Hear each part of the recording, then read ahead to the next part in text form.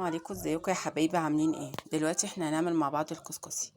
ماشي. دلوقتي انا مجهزه معاكم دقيق نخلاه، دقيق منخول، ميه عليها خميره، عليها معلقه سكر كبيره ومعلقه ملح.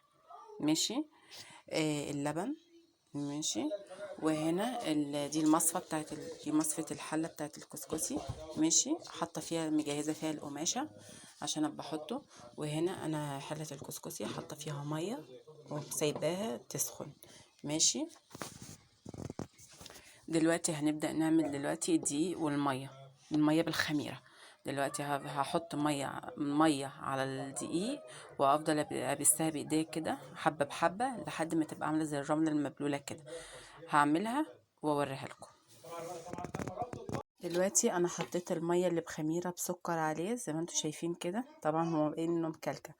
ودلوقتي هحط حبة حبة في الكبة بتاعة الخلاط، وهضربهم وازود لهم شوية مية بشوية مية. خليكم معايا هوريكم.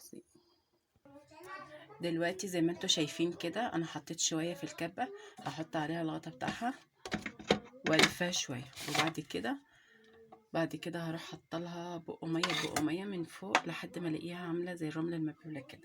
خليكم معايا ثانية. زي ما انتم شايفين انا ضربتها دي لسه ما احط المية، لان انا حاطه لها المية اللي بخميرة وكانت زي المكلكع. دلوقتي هزود لها بق مية زي ما انتم شايفين واضرب. ماشي.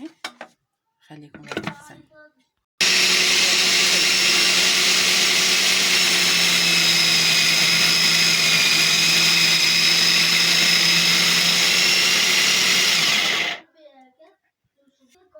زي ما انتم شايفين كده بعد ما حطيت المية من الاول الغي. دلوقتي انا معاكم حطيت المية اللي بالخميرة بالسكر، اخدت شوية في الكبة بتاعت الخلاط. هضربها واشوف كل شوية افتح عليها وابص، لو عايزة شوية مية احط لها شوية مية لحد ما تبقى، كنت احس ان كلها شربت مية. ثواني وهرجع لكم تاني. زي ما انتوا شايفين كده، زي ما انتوا شايفين، لو انتي شايفاها محتاجة مية تحط لها مية، بس انا شايفة ان هي كده مش محتاجة مية، لاني لسه بعد ما بخرها اول تبخيرة هرجع احط لها في التبخيرة التانية لبن. ماشي. زي ما انتوا شايفين عاملة زي حبات الرمل، تعمليها وبتفك منها زي ما انتوا شايفين كده. ماشي. طبعا هخلص الكمية وارجع لكم.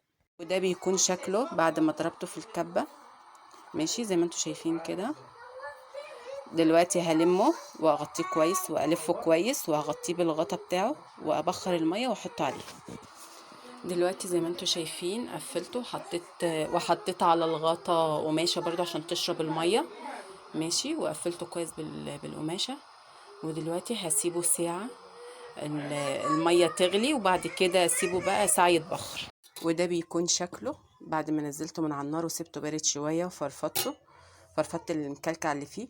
بعد كده هسقيه باللبن بكمية اللبن كلها. ماشي. وافضل برضو اخليه مفرفط كده برضو، واخليه كله يشرب من اللبن. ماشي. وبعد كده ارجعه في القماشة واحطه على النار واسيبه ساعة وارجع لكم تاني. دلوقتي ده بيكون شكله بعد انا ما سقيته اللبن ورجعته تاني وضربته في الكبة ورجعته تاني في القماشة. ماشي. انا حاطاه في القماشه اهو. دلوقتي هايد البوتاجاز على النار اخليها برضو تسخن، على الميه تسخن، وبعد كده اروح لفه القماشه ومغطيها كويس واحطها تاني على النار ساعه وارجع لكم تاني. وده بيكون الشكل النهائي للكسكسي معاكم زي ما انتم شايفين. دلوقتي هستنى ان هو يهدى شويه، وبعد كده هسقيه بقشطه على سمنه. ماشي. واخليه برضو كله يتشرب من القشطة بالسمنة، وبعد كده بقدمه بالهنا والشفا اللي بياكل طبعا. ماشي. زي ما انتوا شايفين طبعا. وده لسه كمان ما سقيتهوش السمنة، يعني شوفوا مفلفل ازاي، وانا لسه ما سقيتهوش السمنة بتاعته. هسقيه السمنة بالقشطة وارجع لكم تاني. وده بيكون الشكل النهائي للكسكسي بعد ما سقيته السمنة والقشطة. ماشي.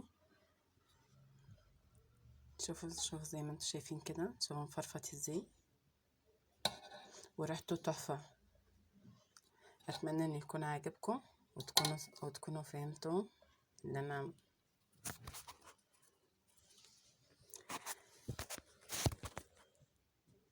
ويكون ده الشكل النهائي للكسكسي بعد ما سقيته السمنة السمنة والقشطة